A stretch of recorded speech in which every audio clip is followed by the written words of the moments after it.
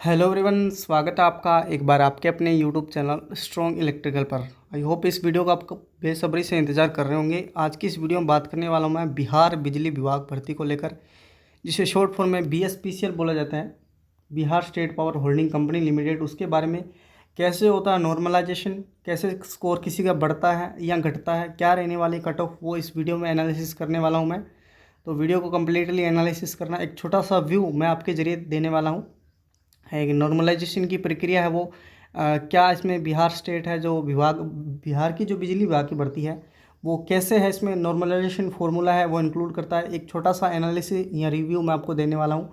I hope ये video आपके लिए हेल्पफुल रहने वाली है। अगर वीडियो अच्छी लगे तो प्लीज़ लाइक कर दें एंड चैनल को जरूर सब्सक्राइब कर लें, इसी से हमारा मोटिफिकेशन इंक्रीज रहता है। वीडियो को डिस्क्रिप्शन में टेलीग्राम ग्रुप और व्हाट्सअप ग्रुप का लिंक आपके लिए उपलब्ध है, जल्दी जाइए, ज्वाइन हो जाइए, क्योंकि हर छोटी बड़ी नोटिफिकेशन के लिए वीडियो बनाना संभव नहीं होता। जब भी कोई छोटी बड़ी नोटिफिकेशन आती है सबसे पहले अपने व्हाट्सअप ग्रुप में, फिर टेलीग्राम ग्रुप में, अगर टाइम लेता है तो आपके लिए वीडियो भी प्रोवाइड करवा दी जाती है ना।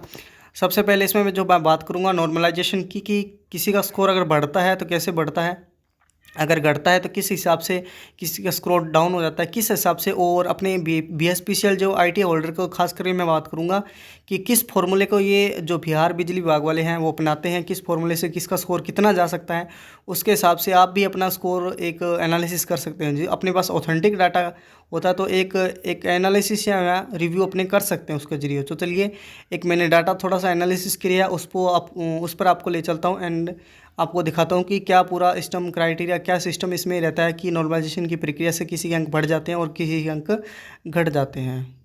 आपको पता है, जितने भी मैं न्यू कैंडिडेट हैं उनको बता देना चाहता हूँ, नॉर्मलाइजेशन से मैं कभी सहमत नहीं हूँ ना, क्योंकि नॉर्मलाइजेशन एक ऐसा अपने बोल सकते हैं कि वो है ना कि इसमें कभी किसी बच्चे के साथ न्याय नहीं होता है ना, हमेशा अन्याय मिलता है। किसी के नंबर ज़्यादा हो जाते हैं, उसके नंबर ज़्यादा होते हैं तो उसके नंबर डाउन चला जाता है, और जो पढ़ने वाला बच्चा होता है उसका सिलेक्शन नहीं होता है। हालांकि जो ना पढ़ने वाला बंदा होता है उसका सिलेक्शन हो जाता है इसमें ना, क्योंकि जो पढ़ने वाला कैंडिडेट होता है उसका मैक्सिमम मार्क्स अपने मान के चलते हैं कि आता है। लेकिन नॉर्मलाइजेशन की वजह से अगर शिफ्ट किसी की हार्ड आ गई या शिफ्ट की वजह से ईजी आ गई तो उसके हिसाब से स्कोर उसका डाउन चला जाता है। ठीक है, ये बिहार स्टेट जो अपने BSPCL टेक्नीशियन ग्रेड 3 का जो सिलेक्शन प्रोसेस, जो नॉर्मलाइजेशन कब लागू होता है, जब कोई भी भर्ती होगा, आप उठा के देख सकते हो कि नॉर्मलाइजेशन प्रक्रिया तब लागू होती है जब परीक्षा अपने एक से अधिक शिफ्ट के अंदर हो। आपको पता है कि अपने 11 से लेकर 22 जुलाई तक इसके जो एग्ज़ाम में देखने को मिले थे, लगभग 11-12 दिन इससे एग्ज़ाम चले थे, और एक जो एग्ज़ाम था वो कैंसिल भी हो गया था ना गया के अंदर,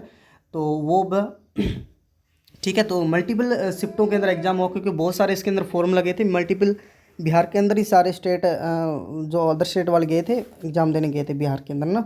तो मल्टीपल शिफ्टों के अंदर जब एग्ज़ाम होता है तो उसके अंदर ये तो 100% श्योर होता है कि नॉर्मलाइजेशन हो जाता है ना। अगर आप कोई भी बड़ी भर्ती उठा के देखते हो तो उसमें नॉर्मलाइजेशन श्योर, जैसे RRB की, NTPC की बात करूँ, ग्रुप D की बात करूँ, टेक्नीशियन की बात करूँ और ALP की बात करूँ, तो इनमें नॉर्मलाइजेशन श्योर है, क्योंकि मल्टीपल शिफ्टों के अंदर एग्जाम है वो कंडक्ट करवाया जाता है। अगर आप किसी भर्ती में अप्लाई करते हो उसका एग्ज़ाम एक ही दिन होता है तो उसका कोई नॉर्मलाइजेशन नहीं होता, जितने आपके स्कोर हैं उसके हिसाब से सिलेक्शन आपको दे देते हैं। लेकिन इसके अंदर नॉर्मलाइजेशन श्योर है, ये तो मैंने बता दिया। ठीक, अब बात करते हैं कि बिहार स्टेट के अंदर जो BSPCL है वो किस हिसाब से नॉर्मलाइजेशन करता है, किसके स्कोर कैसे हिसाब से बढ़ते हैं। तो इसमें दो क्राइटेरिया ये फॉलो करते हैं। पहले करते थे जड, एक तो जड फॉर्मूला नॉर्मलाइजेशन बोलते हैं जिसको, ठीक है। एंड एक परसेंटाइल का एक जो होता है उसका भी मैं आपको दिखाऊंगा कि कैसे काम करते हैं ये सब। तो एक परसेंटाइल, एक जड फॉर्मूला, दोनों के दोनों मैं आपको एनालिसिस करूंगा कि इसके हिसाब से। जड फॉर्मुलेशन एक बार मैं बताना चाहता हूँ।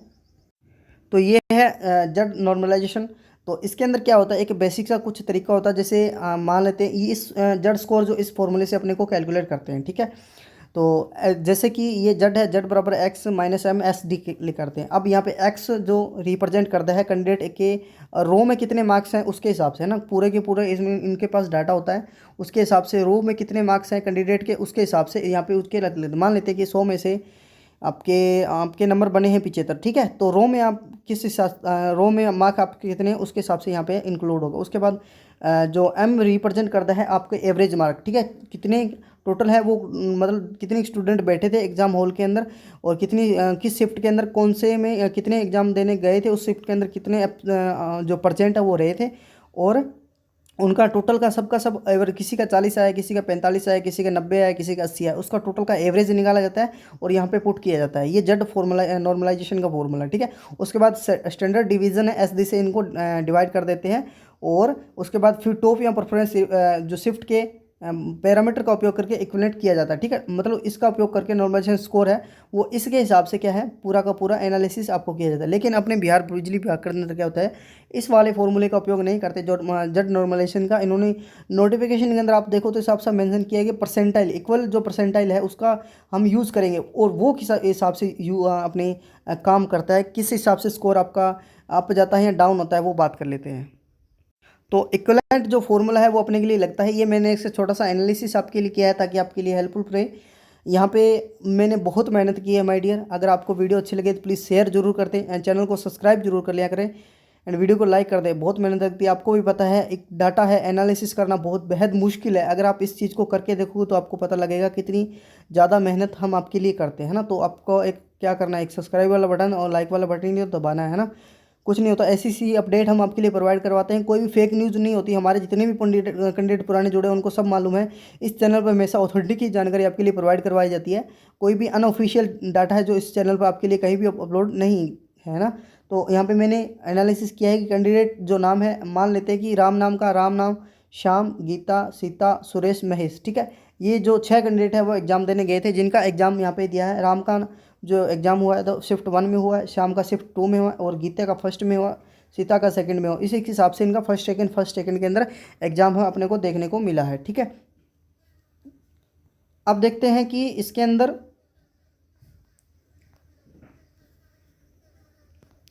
कि जो कैंडिडेट है वो रो मार्क्स और आउट ऑफ 100, ठीक है। किसके हिसाब से, रो में से जो आउट ऑफ 100 है आपका स्कोर है, मान लेते हैं कि आपका एग्जाम 100 नंबर का हुआ है, ठीक है।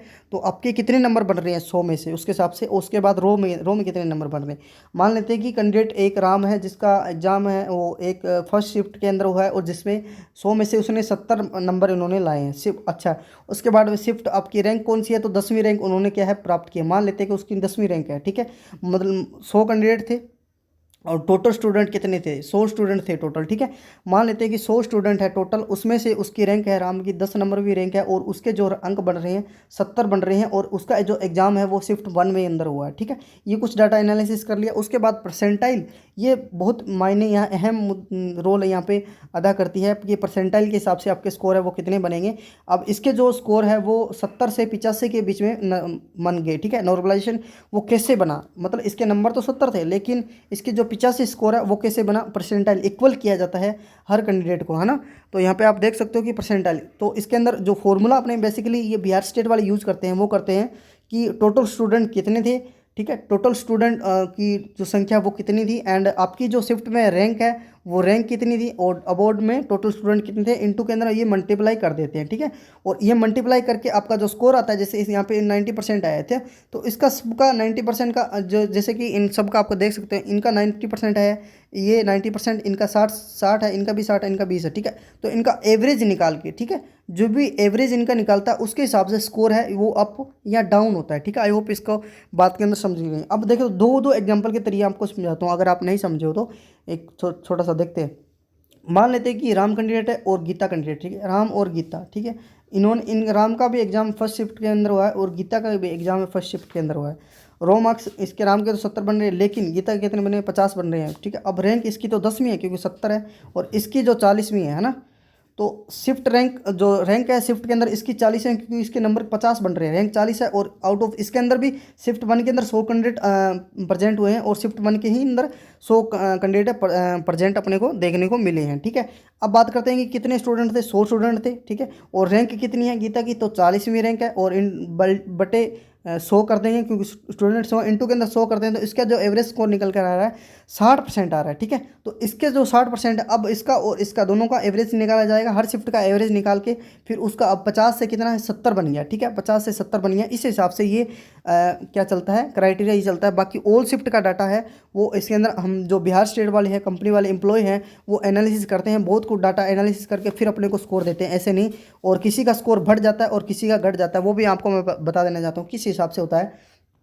देख दे यहाँ पे मेरे पास खाली पेज नहीं है फिलहाल के अंदर।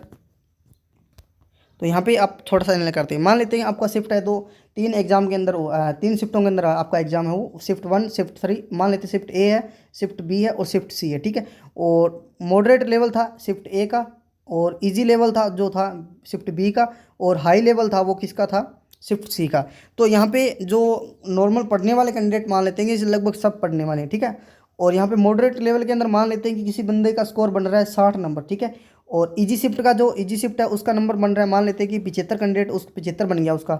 और जो शिफ्ट सी है उसके अंदर हार्ड था थोड़ा सा, तो जो स्कोर है वो डाउन हो गया, ठीक है, 50 ही नंबर इसके बने, ठीक है। अब इनका टोटल का एवरेज निकाला जाएगा तीनों शिफ्टों का, एक दिन का कि किस हिसाब से इनका जो स्कोर है अपने को अप या डाउन करना है। तो यहाँ पे जो इजी वाली शिफ्ट होती है उसका तो स्कोर डाउन हो जाता है क्योंकि उसकी शिफ्ट इजी थी, और हार्ड शिफ्ट है उसका जो है स्कोर वो अप हो जाता है, ठीक है। तो यहाँ से मान लेते हैं कि इसका जो स्कोर है वो टोटल का एवरेज निकाल के डाटा एनालिसिस करके कि 20 नंबर इसके बढ़ जाते हैं, ठीक है। 20 तो नहीं बढ़ते हैं वैसे, लगभग कम ही कैंडिडेट बढ़ते हैं जिस हिसाब से अपने स्कोर करते हैं। बाकी हाँ कुछ एक्यूरेसी की बात करते हैं, लेकिन मैं उसको बता देना चाहता हूँ, जो भी कैंडिडेट बात करते हैं कि एक्यूरेसी इसमें मायने नहीं रखती है। जिस भी भर्ती के अंदर नेगेटिव मार्किंग ना हो उस भर्ती के अंदर एक्यूरेसी कोई भी महत्व नहीं होता है, ठीक है। आप कितने भी गलत करके आए क्वेश्चन, उसका कोई भी महत्व नहीं होता है। लेकिन हाँ जब आप 1/3 नेगेटिव मार्किंग के अंदर फाइट करते हो उसका एक्यूरेसी बहुत होता है, ठीक है। 1/3 के अंदर नेगेटिव मार्किंग के अंदर आप गलत क्वेश्चन जितने करते हो उतना एक्यूरेसी आपकी डाउन चली जाती है, और जितनी एक्यूरेसी डाउन चलती है उतना ही स्कोर बढ़ने की संभावना आपकी कम रहती है, ठीक है। तो यहाँ पे जितनी इसके अंदर कोई नेगेटिव मार्किंग तो थी नहीं, तो एक्यूरेसी का कोई महत्व इसमें नहीं है। और देखो इसमें जैसे मान लेते हैं कि 10 नंबर बढ़ देते तो इसके 60 स्कोर हो गए, और यहाँ से इसके 8 से 7 नंबर या 6 नंबर इसके माइनस हो जाते हैं। ये इसमें ज़्यादा कुछ एनालिसिस अपन को करना पड़ता है, और इसका ज़्यादा लगभग मॉडरेट लेवल था, तो लगभग सभी को मॉडरेट में किया जाता है, ठीक है, लगभग इक्वल किया जाता है। ये था सब कुछ एनालिसिस। अब बात कर रही थी कट ऑफ का क्या एनालिसिस है। तो कट ऑफ का कहना बहुत मुश्किल है, बेहद मुश्किल है, क्योंकि आपको पता है कि लगभग एग्जाम में 10 से 11 दिन आपको एग्जाम चले थे, बहुत मल्टीपल शिफ्टों के अंदर एग्जाम हुआ था। अब इसके अंदर कई यूट्यूबर बता रहे हैं अनरिजर्व कैटेगरी की है, ओबीसी कैटेगरी की है, ईडब्ल्यूएस कैटेगरी की है, एससी कैटेगरी, ईडब्ल्यूएस कैटेगरी की।